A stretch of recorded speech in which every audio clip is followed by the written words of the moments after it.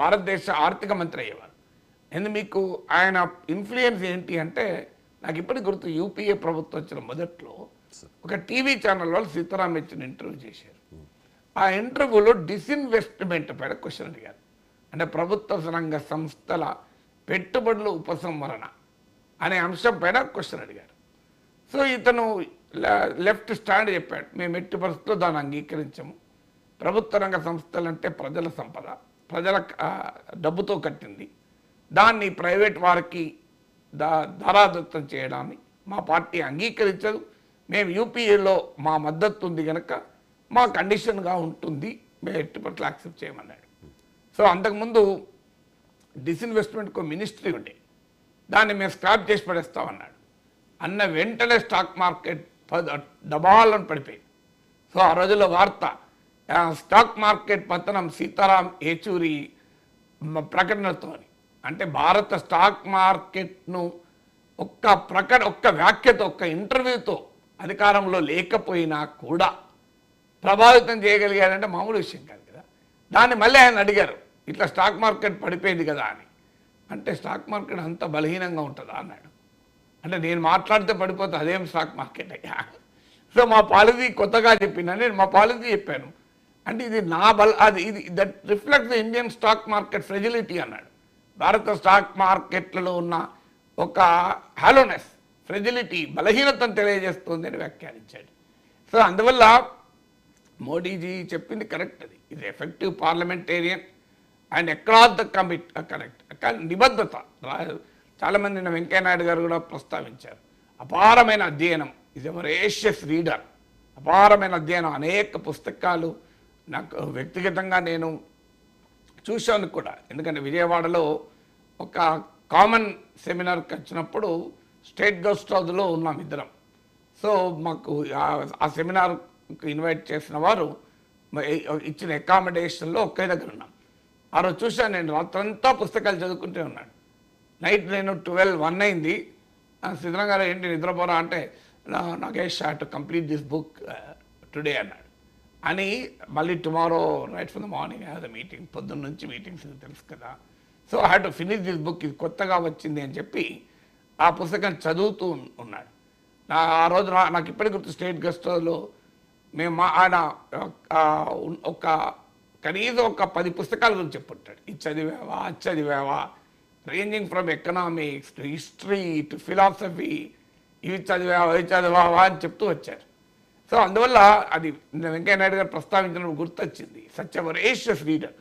ఆయన హిందుస్థాన్ టైమ్స్ పత్రికలో రాసిన వ్యాసాలన్నీ కలిపి పుస్తక రూపంలో ప్రచురితం అయితే హైదరాబాద్ బుక్ ఎగ్జిబిషన్లో నేనే దాన్ని లాంచ్ చేశాను. సో అందువల్ల అప్పుడు నేను రాసిన పుస్తకాన్ని ఆయన గిఫ్ట్ ఇచ్చి, ఆయన రాసిన పుస్తకాన్ని గిఫ్ట్గా తీసుకున్నాను, దాన్ని ఆవిష్కరించి. సో అందువల్ల సీతారాం యెచూరి ఇది ఆ ఇంటలెక్చువల్ ఎబిలిటీస్ వాళ్ళందరూ కూడా గుర్తు చేసుకోవడానికి కారణమని. ఇది అవుట్ స్టాండింగ్ ఇంటలెక్చువల్ ఆయన గుర్తు హయ్యర్ సెకండరీలో ఇవాళ అన్ని పత్రికలు కూడా వచ్చింది, ఆల్ ఇండియా టాపర్.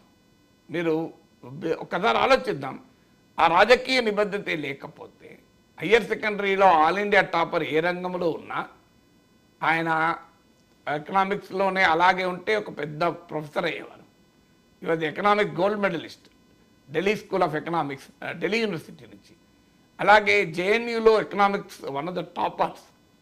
సో అందువల్ల ఎకనామిక్స్ పిహెచ్డి చేస్తూ, ఇప్పుడు ఇంట్రొడక్షన్లో చెప్పారు, ఎమర్జెన్సీ వ్యతిరేక పోరాటంలో ఆ పిహెచ్డి వదిలేశారని.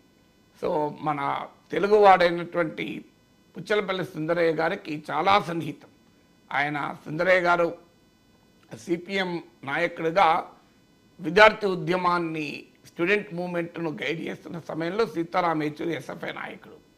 ఆ రోజుల్లో పుచ్చలపల్లి సుందరయ్య గారు ఢిల్లీకి వెళ్ళి కేంద్ర కమిటీ సమావేశాలకు ఎప్పుడు వెళ్ళినా సీతారాం యెచూరి ఇంట్లో ఉండేవారని చదివాను నేను. సో సీతారాం యెచూరి చెప్పేవాడు, సుందరయ్య గారు ఎప్పుడు అడిగేవాడు ఈ పిహెచ్డి ఎందుకు పూర్తి చేయలేదు అని, పిహెచ్డి కంప్లీట్ చేయాలి కదా అని. అంటే స్టడీ పట్ల ఆ రకమైన కమిట్మెంట్ ఉండాలి. ఓకే, రాజకీయ కార్యకలాపాలలో అప్పుడు చేయలేకపోయినా ఎందుకు చేయలేదు అని ప్రతిసారి కలిసినప్పుడల్లా why did you not complete your PhD అనేవారంట. సో కానీ పిహెచ్డి కన్నా కూడా ఎక్కువ అధ్యయనం చేశాడు, ఎక్కువ రాశాడు కూడా. అందులో అనుమానం లేదు. ఆయన రాసిన వ్యాసాలన్నీ కలిపిన ఒక పిహెచ్డి, ఒకటి కాదు 4 పిహెచ్డీలు అవుతాయి. సో అందువల్ల వన్ ఆఫ్ ది బ్రైటెస్ట్ స్టూడెంట్గా లైఫ్ నేను ఆయన ఆ రోజుల్లో చదివాను. ఆయన మా స్టూడెంట్గా ఉన్న రోజుల్లో ఒక ఎస్సే రైటింగ్ కాంపిటీషన్ జరిగింది. దాని ప్రైజ్ ఏంటో తెలుసా? ఇండియా మొత్తం జరిగింది, అది ఆల్ ఇండియా స్థాయిలో జరిగిన ఎస్సే రైటింగ్ కాంపిటీషన్.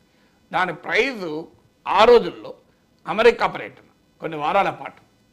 సో ఎంత పెద్ద కాంపిటీషన్ జరిగింది. దాంట్లో ఆల్ ఇండియా ఫస్ట్ వచ్చాడు. ఆల్ ఇండియా ఫస్ట్ వచ్చి అమ్మాయిచాడు. సీతారాం యేచూరి అసైన్మెంట్ రాస్తే ఢిల్లీ యూనివర్సిటీ స్టూడెంట్గా ఆయన అసైన్మెంట్ రాస్తే సాధారణంగా A+, అని గ్రేడ్లు ఇస్తారు.